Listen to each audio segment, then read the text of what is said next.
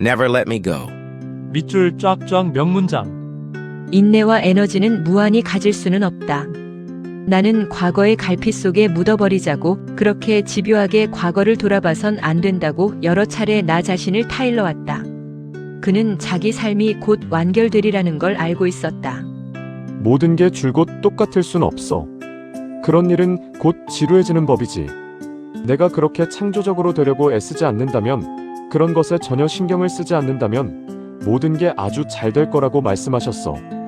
그것이 실제로 무엇을 의미하는지를 아직 이해할 수 없는 나이였던 것 같다. 어린 시절부터 어떤 목소리가 우리의 뒤통수에 대고 얼마 지나지 않아 그게 어떤 느낌인지 알게 될 거야. 하고 속삭여왔는지도 모른다. 우리 자신을 그런 이들의 관점에서 처음으로 일별하는 순간의 느낌은 정말이지 등줄기에 찬물이 끼얹어지는 것 같았다. 일에서 떠나 생각을 하고 과거를 돌아볼 수 있는 시간이 주어진 것이 솔직히 기쁘다고 하지 않을 수 없다. 어떤 점에서 보자면 우리가 한 일은 아이들의 장난이었을 뿐이다. 하지만 다른 점에서 보자면 그 일은 앞으로 알게 되겠지만 여러 해를 두고 끊임없이 자라나 결국은 우리의 삶을 지배하기에 이른 한 과정의 시작이었다. 모이라는 자기와 마찬가지로 나 역시 어떤 선을 넘었음을 전제하고 그런 말을 했는데 나로서는 그것에 채 대비가 되어 있지 않았던 것 같다. 그 선을 넘는다는 것이 어떤 것인지 감지하고 있었고 그 선 너머에 있는 더 고단하고 더 음울한 뭔가를 직면하고 싶지 않았던 모양이다. 나도 그러했고 우리 모두 그렇지 않았던가. 이런 이야기는 명확하게 말로 공표되는 것이 아니라 의미심장한 미소나 그만 말하자 라는 말로 암시되는데 그쳤다. 어린 시절 나는 한 가지 문제를 여러 시간에 걸쳐 생각하고 또 생각하는 그런 아이가 아니었다. 요즘은 좀 그런 습관을 갖게 되었는데 그것은 여러 시간에 걸쳐 텅 빈 들판을 가로질러 말없이 운전을 해야 하는 내 일 때문이다. 안개와 빗줄기를 바라보는 동안 내가 저지른 짓을 만회할 만한 방법 같은 것이 생각나지 않았다. 이윽고 나는 맞아 별거 없더라고 중얼거리며 서투르게 사태를 수습하려 했던 것 같다. 하지만 그 말은 속절없이 허공에 매달려 있었다. 내가 이 사태를 영영 풀지 못할지도 모른다는 예감이 점차 커져갔다. 외부 세상에 대해 그곳에서 무엇이 가능하고 가능하지 않은지에 대해 당시 우리는 극히 막연한 개념만을 갖고 있었을 뿐이다. 그 사건의 진짜 의미를 이해한 것은 그로부터 여러 해가 흐른 후였지만 당시에도 이미 나는 거기에 더 깊은 의미가 있다는 사실을 감지했던 것 같다. 일종의 황금 시대라고 뭉뚱그려 말할 수 있는 시기로 그 시절을 떠올리면 별로 대단한 일이 아니더라도 어떤 행복감 같은 것이 느껴진다. 감히 말하건대 사태가 이런 식으로 흘러가는데 무척 만족하는 이들도 있지. 하지만 난 그렇지 않아.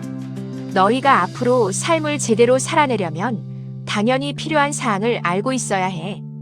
너희 중 아무도 미국에 갈 수 없고 너희 중 아무도 영화배우가 될 수 없다. 또 일전에 누군가가 슈퍼마켓에서 일하겠다고 얘기하는 걸 들었는데 너희 중 아무도 그럴 수 없어. 너희 삶은 이미 정해져 있단다. 성인이 되면 심지어는 중년이 되기 전에 장기 기증을 시작하게 된다. 그거야말로 너희 각자가 태어난 이유지. 너희가 앞으로 삶을 제대로 살아내려면 너희 자신이 누구인지, 각자 앞에 어떤 삶이 놓여 있는지 알아야 한다. 하지만 일단 이야기를 시작한 후 어리둥절해하고 불편한 표정을 짓는 우리를 대하자 처음 의도대로 모든 이야기를 다하기가 불가능하다는 것을 깨달았으리라. 내 말대로 우린 곧 이곳을 떠날 거야.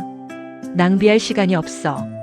이봐, 토미, 내가 이해할 수 없는 온갖 일들이 있단다. 하지만 그걸 너한테 말해줄 수는 없어.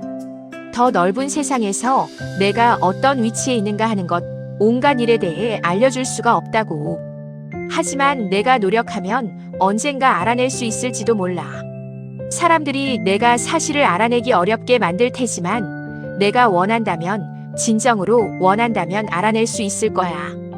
우리가 이곳에서 이렇게 함께 있을 수 있는 시간이 얼마 남지 않았다는 걸 모르겠어. 우리가 보낸 마지막 나날은 그런 식으로 흘러갔다. 휴게소에서 커다란 유리창 너머로 도로를 응시하며 커피를 마실 때면 이유 없이 그때의 논문이 머릿속에 떠오른다. 그러면 모든 기억이 다시 떠올라 그곳에 앉아 있는 일이 즐거워지는 것이다. 누가 그곳을 운영하는지 혹은 그곳이 더 넓은 바깥 세상과 어떻게 맞물리는지에 대해서는 별로 깊게 생각하지 않았다. 당시 우리 중 그런 생각을 한 사람은 아무도 없었다. 나는 서로 방을 들락거리면서 보내던 편안한 나날과 오후부터 저녁이 되고 이윽고 밤으로 접어들던 그 나른한 시간을 떠올리게 되리라. 혹은 긴 겨울을 카프카나 피카소에 관한 논쟁이 두서없이 진행되던 김서린 주방의 아침 식사를 떠올릴지도 모른다. 가을이 다가와 한기가 느껴지기 시작할 때였다. 우리의 삶을 어떻게 만들어 나가느냐 하는 것은 우리 각자의 손에 달려 있다는 것이었다.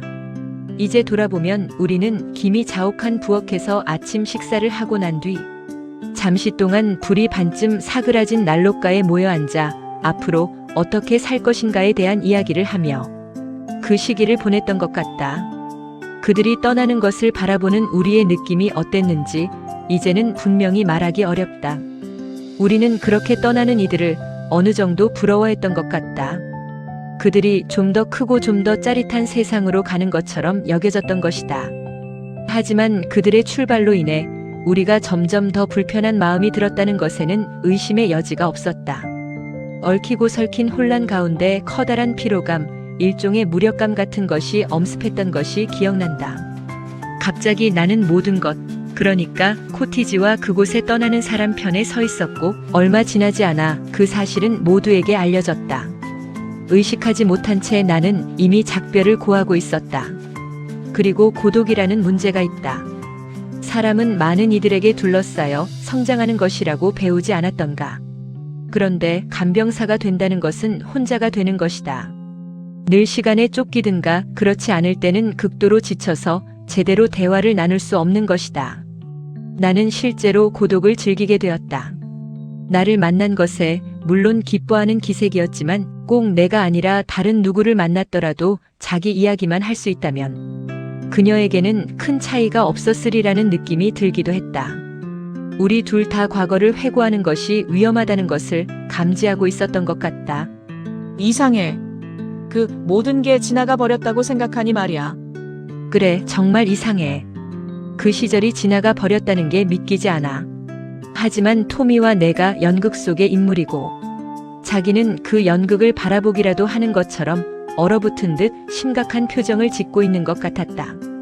그 표정에는 어떤 기묘함이 있었고 나는 그것이 불편했다. 시간이 그런 식으로 서서히 녹아들고 우리가 서로에 대해 그렇게 편안해지는 것은 정말이지 경이로웠다. 그때 내가 뭐라고 대답했는지는 이제 기억나지 않는다. 내 삶은 이제 정해진 경로를 따라야 해. 한때 어떤 흐름이 있었지만 이제는 지나가 버렸어.